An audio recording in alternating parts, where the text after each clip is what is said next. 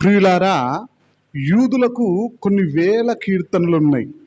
అందులో నుండి క్రీస్తు పూర్వం 440 సంవత్సరంలో యాజకుడైనటువంటి ఎజ్రా, సంఘ పెద్ద అయినటువంటి లేదా గవర్నర్గా ఉన్నటువంటి నెహెమ్యా భక్తుడు 150 కీర్తనలను సమకూర్చినట్టుగా మనకు కనిపిస్తూ ఉంటుంది.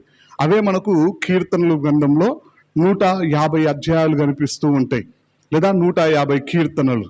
చూడండి ప్రియులారా, ఈ 150 కీర్తనలు ఎవరెవరు రాశారు అని మనం గమనించినట్లయితే 106 కీర్తనలేమో దావీదు భక్తుడు రాసినట్టుగా, 12 కీర్తనలేమో ఆసాపు భక్తుడు రాసినట్టుగా, 11 కీర్తనలేమో కొరహు కుమారులు రాసినట్టుగా, 2 కీర్తనలేమో సొలొమోన్ భక్తుడు రాసినట్టుగా, అదేవిధంగా మోషే ప్రవక్త ఏతాను భక్తుడు చెరొక్క కీర్తనలు రాసినట్టుగా మనకు కనిపిస్తూ ఉంటుంది. ఇంకా మిగిలిన కీర్తనలు ఎవరు రాశారో మనకు తెలియదండి. చూడండి ప్రియులారా, ఈ కీర్తనలు గ్రంథాన్ని కనుక మనం జాగ్రత్తగా గమనించినట్లయితే యూదులు తోరాకు ప్యారలల్గా, ఎందుకంటే వారికి ఉన్నటువంటి బైబిల్లో నుండి నేను ఈ మాట చెప్పడానికి గల కారణం ఏంటిది అంటే, మనకు బైబిల్ గ్రంథం అంటే పాత నిబంధన, క్రొత్త నిబంధన. యూదులకు బైబిల్ అంటే ఓన్లీ పాత నిబంధననే. ఆ పాత నిబంధన గ్రంథంలో నుండి అన్ని పుస్తకాలను వారు ఒక రకంగా చూస్తే, మోషే ప్రవక్త ద్వారా దేవుడు రాయించినటువంటి 5 పుస్తకాలను, ఆది కాండం నుండి ద్వితీయోపదేశ కాండం వరకు రాయబడినటువంటి 5 పుస్తకాలను వారు ఎక్కువ ప్రాధాన్యతనిస్తూ ఉంటారు వాటికి. చూడండి ప్రియులారా, ఆ తోరాకు ప్యారలల్గా కీర్తనలు గ్రంథాన్ని కూడా విభజించినట్టుగా మనకు కనిపిస్తూ ఉంటుంది. మనం బైబిల్ గ్రంథంలో జాగ్రత్తగా గమనించినట్లయితే కీర్తనలు గ్రంథం 1వ అధ్యాయం నుండి 41వ అధ్యాయం దాకా ప్రథమ స్కందం మనకు కనిపిస్తూ ఉంటుంది. అంటే మొదటి భాగము, మనకు అర్థమయ్యే భాషలో చెప్పాలంటే. 2వ భాగము 42వ కీర్తన నుండి 72వ కీర్తన వరకు.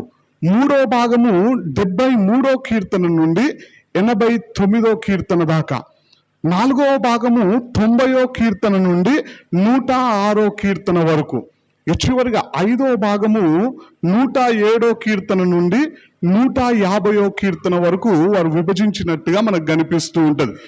ఏ విధంగా వారు విభజించారు అని మనం ఆలోచన చేసినట్లయితే, తోరాలో రాయబడినటువంటి పుస్తకాలు, మనం ప్రారంభంలో కనిపించేటువంటి 5 పుస్తకాలు, ఉదాహరణకి ఆది కాండంలో మనకు ఏం కనిపిస్తూ ఉంటుంది అంటే, అన్నింటికి ఆరంభాలను దేవుడు తెలియపరుస్తూ ఉంటాడు.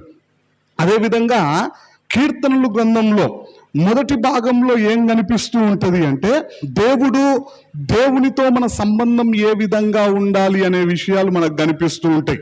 2వ పుస్తకంలో నిర్గమాకాండంలో మనకు ఏం కనిపిస్తూ ఉంటుంది అంటే, ఇజ్రాయెల్ రాజ్యానికి ఆరంభం కనిపిస్తూ ఉంటుంది. కీర్తనల గ్రంథంలో 2వ భాగంలో మనకు కనిపించేటువంటి విషయాలు ఏమిటి అని మనం ఆలోచన చేసినట్లయితే, ఇజ్రాయేలీయులు ఏర్పరచబడినటువంటి జనాంగము గురించి దేవునికి సంబంధించినటువంటి కీర్తనలు 2వ భాగంలో మనకు కనిపిస్తూ ఉంటాయి. లేవియాకాండంలో మనకు కనిపించేటువంటి విషయాలు ఏంటివి అంటే, దేవుని సేవకు ఆరంభం అక్కడ మనకు కనిపిస్తూ ఉంటుంది.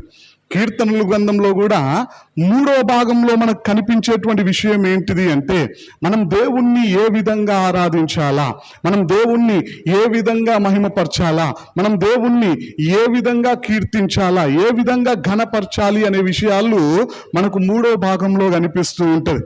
4వ పుస్తకమైనటువంటి సంఖ్యాకాండంలో మనకు కనిపించేటువంటి విషయాలు ఏంటివి అంటే, ఇజ్రాయేలీయులు ఇతర దేశస్తులతో ఏ విధమైనటువంటి సంబంధాన్ని కొనసాగించాలో తెలియపరచడం జరిగినది.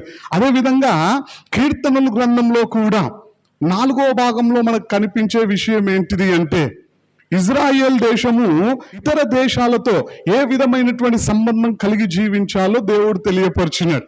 ఇక 5వ పుస్తకంలో ద్వితీయోపదేశ కాండంలో మనకు కనిపించేటువంటి విషయం ఏంటిది అంటే, దేవుడు ఇజ్రాయేలీయులకు బోధించినటువంటి విషయాలను మళ్ళీ తిరిగి బోధించి వారికి జ్ఞాపకం చేసినట్టుగా మనకు కనిపిస్తూ ఉంటుంది. కీర్తనల గ్రంథంలో కూడా 5వ భాగంలో మనకు కనిపించేటువంటి విషయాలు ఏంటివి అంటే, దేవుని వాక్యానికి సంబంధించినటువంటి విషయాలు కనిపిస్తూ ఉంటాయి.